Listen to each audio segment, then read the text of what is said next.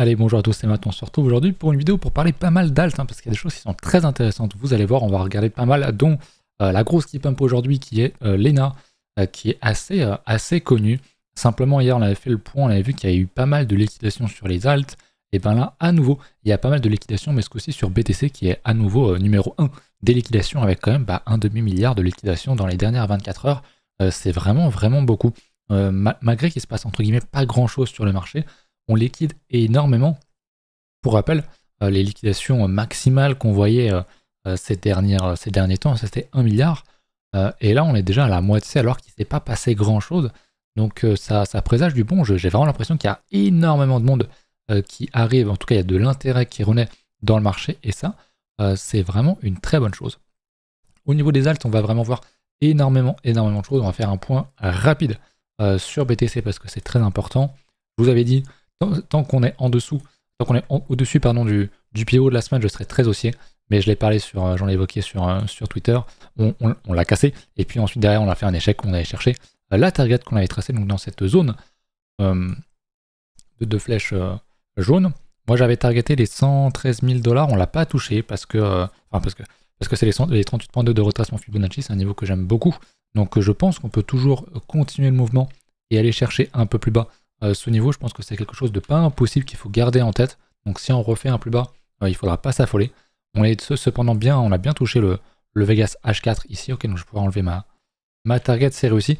Même si je pense effectivement que venir chercher le 38.2 est vraiment pas du tout impossible. D'autant plus que, on verra ça après. Mais ça correspond également, on va le voir ici en daily sur les CME, ça correspond à un gap. Un gap ici à 114 500, donc il y aura de quoi faire honnêtement. Donc il faut garder ça en tête, je pense qu'on peut venir combler ce gap là, et effectivement sur BTC aller faire un léger plus bas. Pour l'instant on est sur un retest de la grosse résistance, je ne sais pas comment est-ce qu'on pourrait tracer comme ceci. Donc pour l'instant c'est un retest, si on commence à réintégrer, et effectivement qu'on repasse même carrément pourquoi pas au-dessus du pivot de la semaine, on verra la semaine prochaine, ok je pense qu'on n'ira plus chercher forcément beaucoup plus bas. Ou alors ça prendra beaucoup plus de temps. Mais pour l'instant, je reste assez neutre. Je pense qu'on peut toujours aller chercher plus bas. Il y a des alts qui se sont faites quand même bien détruire. On ira voir ça. Notamment mon AI16Z. Hein, j'ai de la chance. J'ai pu racheter encore un peu plus bas, redécaler la liquidation. Mais je ne vais pas faire ça non plus indéfiniment. Là, ça commence à être vraiment chaud. J'ai des alts qui pètent. Il y a des alts qui ont bien pété. J'en ai parlé sur Twitter. Le fameux setup qui a très bien marché sur le syrup. Avec pour le coup, effectivement, la cassure. Du niveau du pivot hebdomadaire avec une très belle structure ici en double bottom, on casse, on réintègre, on reconfirme, c'était vraiment un très bon move, on est parti très fort. Donc évidemment pour l'instant on prend pas mal de liquide de ce niveau là, donc on prend tout ça, c'est pas un endroit pour acheter. Si jamais on vient rechercher des niveaux beaucoup plus bas, bah là ok pourquoi pas aller choper un achat, mais là c'est trop tard, on vient tout juste d'avoir un setup qui a très bien marché. Pas de chance pour moi, je n'étais pas dedans mais je l'ai call plusieurs fois, j'ai vu que sur Twitter on m'a remercié puisque certains étaient dedans, donc écoutez, ça me fait plaisir, je fais des gains à travers vous, on va dire ça comme ça. Donc c'est toujours cool. Bien joué à vous, bien sûr. Voilà. Point intéressant aussi, on parle des alts.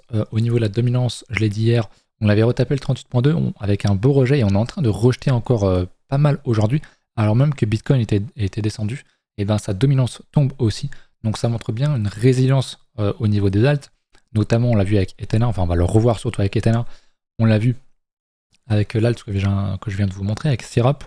Et là, ça continue encore à descendre, donc c'est vraiment une très bonne chose pour l'instant. On tient tout ça, et j'aime bien effectivement la dominance. On a l'air de vouloir clôturer cette semaine bien en dessous des 61.8, des 61.9, pardon, qui est le niveau vraiment très important à break. Seulement, on a fait notre tour. C'était une très bonne entrée sur les alts, et maintenant, ça a l'air de vouloir replonger fortement. Donc c'est une excellente chose.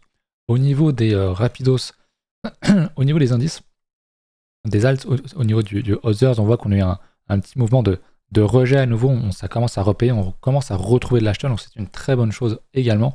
Maintenant à la confirmation, c'est d'aller plus haut, d'aller faire un plus haut, de repasser au-dessus du pivot annuel et de refaire un plus haut par rapport aux 320 milliards sur lesquels on a topé.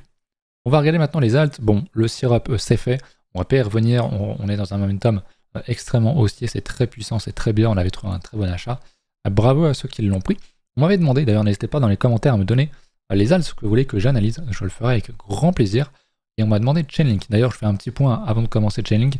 Si jamais vous cherchez à acheter des altcoins, des cryptos qu'importe, n'hésitez pas à passer dans mes liens en description. C'est que les échanges que j'utilise. Vous avez des réductions et des offres comme en ce moment, par exemple sur Bybit EU. Ou alors, vous pouvez acheter aussi sur Mex. Moi, c'est là où j'achète beaucoup d'alts. C'est là où j'achète le principal de mes alts. Donc, n'hésitez pas. J'ai aussi d'autres liens en dessous. C'est que des choses que j'utilise. Il n'y en a pas 50 000. Il y en a 4-5. Mais c'est que des échanges que j'utilise. Donc, si jamais vous êtes intéressé, c'est ici. En plus, ça me soutient. Et vous y gagnez en termes de frais également. Chainlink, bah, pour le coup, on dirait vraiment l'indice Others. Hein. On a fait un double bottom. On a topé sur le pivot annuel, donc on rejette pour l'instant le pivot annuel, on reteste ce niveau-là. Bon, par définition, c'est un niveau qui va être à défendre. Si on zoome en daily, on voit qu'il y a de l'acheteur qui s'est manifesté ici. Quand on zoome en H4, on est repassé au-dessus du pivot, de la semaine, donc c'est très bien. Ce que j'aime beaucoup personnellement en termes d'action de prix, hein, en termes de price action, c'est qu'on vient prendre des stops ici pour vraiment rejeter violemment. Donc ça, c'est quelque chose que j'aime beaucoup. Ça, j'aime bien, honnêtement. Maintenant, évidemment, ce qu'on veut voir, c'est la confirmation. La reconfirmation, c'est donc de refaire un plus haut. Et là, c'est vraiment Free Money. Je pense qu'on aura un momentum très très puissant. Maintenant, voilà, si jamais on vient corriger, je vais vous remontrer en H4. Et si on vient encore une fois repasser en dessous du pivot hebdomadaire, qu'on vient rechercher encore une fois les 17 $, bon, c'est sans doute qu'on ira chercher des niveaux un petit peu en dessous, un retracement Fibonacci, etc. C'est quelque chose de possible. Mais pour l'instant, tant qu'on tient le pivot et ces niveaux-là, j'ai envie de dire c'est une très bonne entrée. Le link qui est très très propre, hein, je le dis souvent, c'est l'altcoin qui a les plus beaux graphiques historiquement. Toutes les consolidations qu'on avait faites, c'était extrêmement extrêmement clean. La déviation qu'on avait faite ici aussi, on en avait parlé, c'était vraiment de très très gros achats. Le retest, les structures, c'est vraiment très clean au niveau de Chainlink. Donc j'aime bien et moi je pense que le link ira chercher un ATH sans trop de soucis. C'est quand même une grosse capitalisation si on se met en termes de retracement. En linéaire, on l'a déjà retapé le 50%, donc je pense que minimum, on va aller chercher le 61.8, même le 78.6, honnêtement. Donc je pense que ça, c'est quelque chose qui va se faire dans les prochains mois. Maintenant, est-ce qu'on ira faire un attaque? Je pense que c'est pas impossible. C'est une très belle structure, je pense que si effectivement ça pousse fort, il n'y a pas de raison pour qu'on ne le fasse pas, très sincèrement.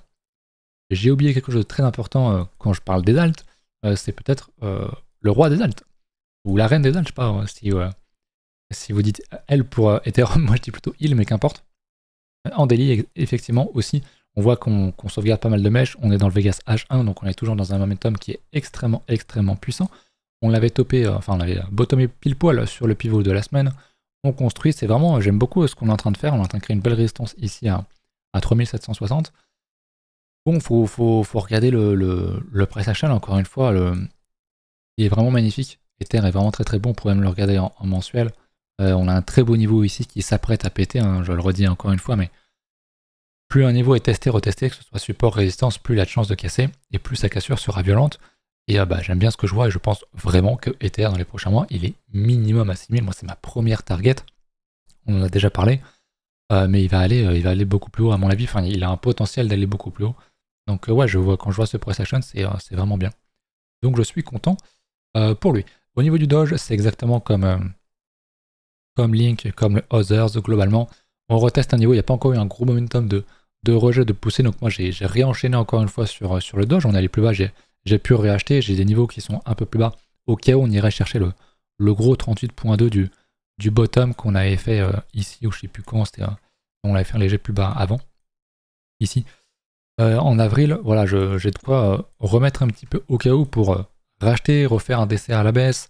Mais ça commence aussi à être une grosse position, donc je ne vais pas non plus surenchérir 1000 fois.